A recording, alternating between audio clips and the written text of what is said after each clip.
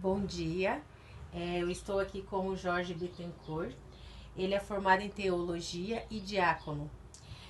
Jorge, Pois não. então eu queria que você respondesse algumas questões para mim. E uma delas é como surgiu o atendimento às pessoas pobres é, e como se desenvolveu a história do serviço social. Bom dia, muito obrigado pelo convite, muito obrigado por poder participar, por poder contribuir para essa importante informação. Na verdade, o assistencialismo, o assistente social, ele é uma determinação, um decreto de Deus que tem desde o princípio dos tempos. Já no Antigo Testamento, nós encontramos na palavra de Deus, em Êxodo, aonde a prestação de solidariedade, a prestação de assistência social já existe, já é uma ordem divina. E ela veio se cumprindo e vem se cumprindo ao longo do tempo. No Antigo Testamento, no Novo Testamento se tornou evidente. No Novo Testamento é que se verdadeiramente viveu o assistencialismo. Os discípulos de Jesus, eles vendiam tudo o que tinham e davam para a sociedade, para as pessoas, e todos viviam de comum acordo com o que tinham.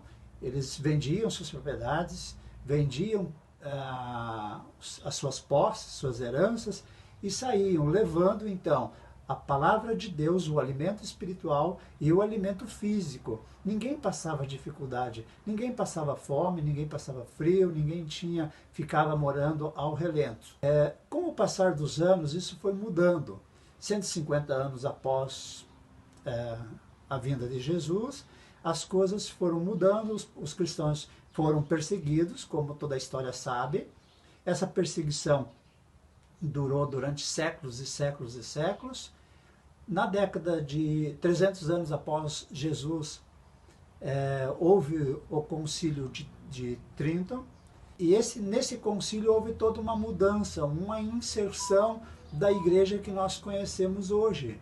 A igreja de Cristo, que tinha uma base, uma fundação, a partir de Jesus, dos discípulos, foi mudada radicalmente ao longo dos séculos seguintes. Com isso, o assistencialismo foi tomando incorporação, outra definição do que verdadeiramente é. E ninguém mais passou a se desfazer daquilo que tinha para ajudar quem verdadeiramente necessitava. O número de pobres aumentou-se radicalmente, as pessoas com dificuldade e com problemas de saúde, problemas financeiros, passaram todos a viver na marginalidade. Essa marginalidade durou e dura, na verdade, até hoje, porque foi totalmente desvirtualizado aquilo que havia de princípio, dos princípios dos discípulos. Então, a partir desta data de Jesus, dos discípulos, é que verdadeiramente se foi implantado o socialismo. De lá para cá houve grandes mudanças e nós estamos vivendo uma forma um pouco diferenciada daquilo que é. Porém, a Igreja Católica é uma das precursoras nesse socialismo. E ela, como igreja, então, concebida, ela passou a viver, praticar o assistencialismo. Mas não fez isso da forma que deveria ser feita, deixando assim muita gente com muita dificuldade, e nós passamos a viver, o ser humano passou a viver em dificuldade. Com relação ao atendimento social, quais as diferenças na atuação das igrejas católicas antigamente e na atualidade? Bom, antigamente, pelo que a gente tem de conhecimento, de estudos que nos apresentam até o momento, é que vivia-se de uma seguinte forma.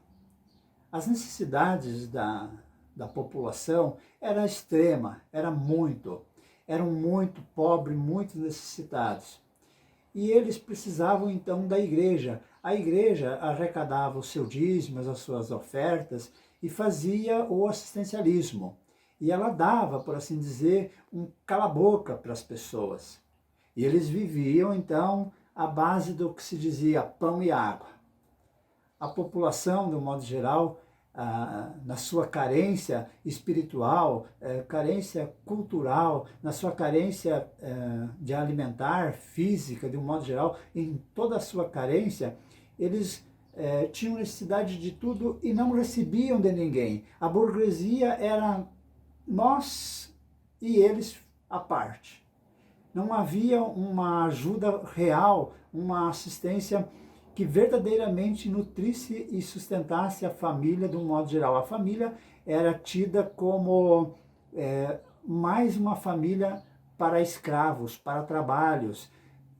Eles trabalhavam por o pão e água, por assim dizer. Hoje nós dizemos por feijão e arroz, porque era muito precário, sempre foi muito precário. Na atualidade, na modernidade de hoje, o assistente social ele é melhor visto. As igrejas melhor se empenham, a população tem melhor cultura, melhor conhecimento, ela sabe de seus direitos, ela sabe que pode, ela sabe que não tem que trabalhar para um salário de fome, para só aquele salário que onde só mal se sustenta. Infelizmente ainda existe isso, ainda existe na atualidade a infinidade de favela, a infinidade de pobreza, a pressão do poderio, o poderio clérico, o poderio político.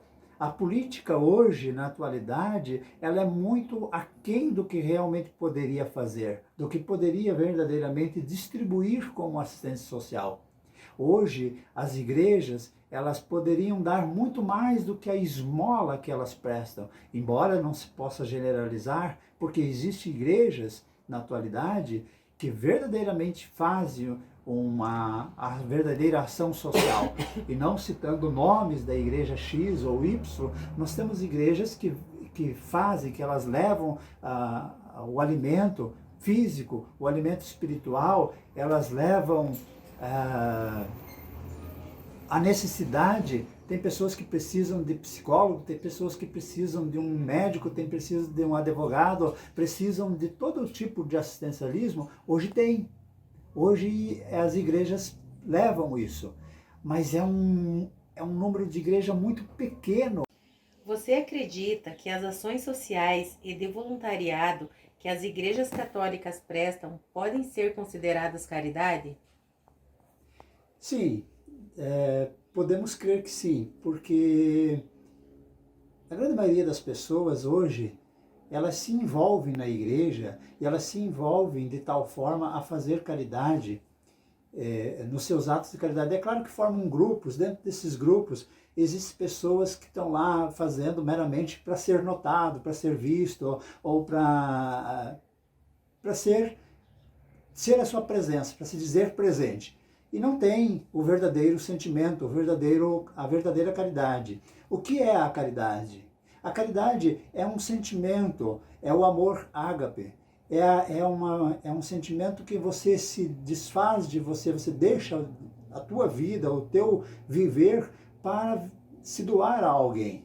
É um amor supremo. Quando você vive esse amor supremo, quer para levar uma palavra, quer para levar um abraço, um consolo, levar o alimento, levar uma assistência, você está manifestando esta caridade. Então a igreja hoje, ela vive bastante isso. Embora ela pudesse viver muito mais se nós analisarmos a quantidade de pessoas integradas dentro das igrejas. Então não falando da igreja X ou da igreja Y, mas existe sim uma caridade muito aplausível, sim, nos tempos atuais. Na sua opinião, as igrejas católicas ajudam no combate à pobreza e desigualdade social? Essa ajuda, hoje em dia, ela é bem limitada. Ela poderia ser muito, muito ampla, né? Como já foi dito, nós vivemos uma época de ouro da igreja, né? Em todos, independente de bandeira religiosa, A igreja, ela é muito voltada. Hoje em dia a igreja tem igreja de todas as partes, todas as denominações. Então, essa prestação de solidariedade e de assistencialismo, ela é muito pequena. Por quê? Porque é um irmão, alguém, um conhecido está passando uma necessidade, vão lá, dão uma cesta básica, dão um mínimo e ponto final. Nós temos exemplos, eu mesmo já presenciei, exemplos de pessoas que estavam necessitando de algo diferente. Ela necessitava de um advogado para se desvencilhar de um relacionamento complicado e não tinha condições financeiras. E o assistente social público é uma tapeação, é uma enganação. A igreja não oferece isso, ela não oferece um advogado, a grande maioria das igrejas não oferece um advogado, ela não oferece um dentista para aliviar a tua dor, ela não oferece um médico, ela não oferece o básico. Ela só oferece o feijão ou arroz, que é uma cesta básica, que é um mínimo do mínimo. E às vezes uma palavra, meu irmão querido, tenha fé. Minha irmã querida, tenha fé, que vai dar tudo certo. Não vai dar, Deus não deixou, Deus usa as pessoas para que faça dar certo. Você tem que plantar para colher. E as pessoas não plantam. Então o assistencialismo que é colocado hoje em pauta, ele é muito aquém do que poderíamos. Okay? Quais as diferentes formas de atuação entre as igrejas e o assistente social? Olha, a diferença é bem nítida, bem clara nesse sentido. Nós temos visto a ação da assistência social, aquela que trabalha para o Estado, para o município, para o órgão público. Ela realmente faz esse papel de forma bem clara. Ela pega, por exemplo, uma pessoa que necessita de um transporte, ela providencia isso. A pessoa que necessita de ser um cadeirante, um deficiente, necessita de ser conduzido até o médico, ela faz isso, ela acompanha, ela intermeia nessas necessidades da pessoa. Já as igrejas, elas não fazem isso. Elas nem se propõem a fazer isso, porque há um dispêndio muito grande. E sempre que há um dispêndio muito grande, ou falta pessoas com a verdadeira caridade disponível para isso, ou falta os recursos financeiros, porque a igreja está sempre voltada com os seus recursos financeiros para uma central. E essa central não demanda as necessidades. Assim, há uma diferença muito grande. O poder público é lento, o poder público é moroso, etc. Porém, ele faz de forma clara e efetiva e completa, já enquanto a igreja fica a desejar. Quem você acredita patrocinar as igrejas para que elas continuem prestando assistências às pessoas carentes da sociedade? Olha, essa pergunta é bem direta, bem objetiva na resposta.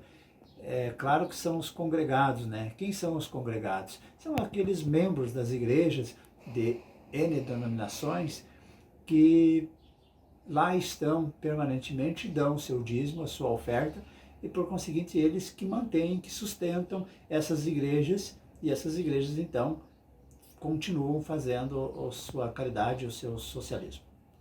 Você acredita que um assistente social pode alterar a realidade das pessoas carentes? E qual a importância desse profissional? Claro que sim, claro que acredito. É extremamente importante. São, na verdade, na minha visão particular, eu vejo assim que chegam a ser mais importante a assistência social do que muitos vereadores em seus bairros. Porque a assistência social, ela tem na mão o poder de alterar a vida da pessoa. Ela tem o poder de levar, de intermediar aos direitos da pessoa. A pessoa tem direito a tantos direitos sociais, às vezes ela desconhece esses direitos. E a assistência social que foi formada e preparada para isso, ela vai fazer toda a diferença. Então ela não só intermedia, como também ela permite uma alteração total na vida da pessoa. A pessoa passa a receber aquilo que ela ficou a vida toda carente. Esta é a grande importância da assistência social. A partir de quando, qual época, as pessoas carentes mais necessitaram das intervenções caritativas da Igreja Católica? É, foi numa época, a partir do primeiro milênio. Foi durante o primeiro milênio em que as pessoas mais necessitavam, foi a época mais carente, a época da Inquisição, a época em que as pessoas necessitavam das coisas e iam até os burgueses e pediam, e queriam, e necessitavam. E esses, de forma opressora, impediam, não permitiam, colocaram nas fogueiras muitos dos cristãos, muitos daqueles seguidores que tinham pensamentos diferentes, que exigiam os seus direitos, eram perseguidos, torturados, colocados na fogueira. Tem toda uma história, um contexto disso por trás, lógico, mas basicamente é uma época de grande necessidade, de carência, uma época em que a caritativa das pessoas, o que eles precisavam, estava muito baixo. Eles não tinham, não recebiam. Foi um período muito difícil. E esse período está definido na história do primeiro milênio após. Você acredita que os fiéis beneficiados pela ação social das igrejas católicas ou outras igrejas devem retribuir participando das programações religiosas? Não acredito, não devem, não tem porquê, porque a partir do momento em que você vai fazer uma solidariedade, uma caridade, em que você vai fazer o socialismo, quer através da igreja ou quer através dos meios públicos, não obriga o receptor, aquele que recebe a caridade, se doar de alguma forma, participar da igreja X ou Y. Aliás, as igrejas hoje alteraram esse papel. As igrejas hoje, elas levam uma cesta básica, elas levam o assistencialismo e levam o evangelho, uma palavra até para a necessidade da pessoa, porém elas já querem trazê-lo para dentro da igreja, elas querem mais um membro, elas querem colocá-lo para ele uma bandeira religiosa. E nós não necessitamos de bandeiras religiosas. Nós necessitamos da palavra de Cristo, nós necessitamos do Evangelho, nós necessitamos do alimento, nós necessitamos do vestir, do ir, do vir, do emprego, da subsistência. Quais eram as características da doutrina social da igreja? As características da doutrina foi implantada. Ela foi implantada em grandes fases da história. Uma das primeiras histórias da implantação foi através das cruzadas. As cruzadas que atingiu toda o Oriente, o Ocidente, e eles passaram impondo a sua bandeira, a bandeira da igreja.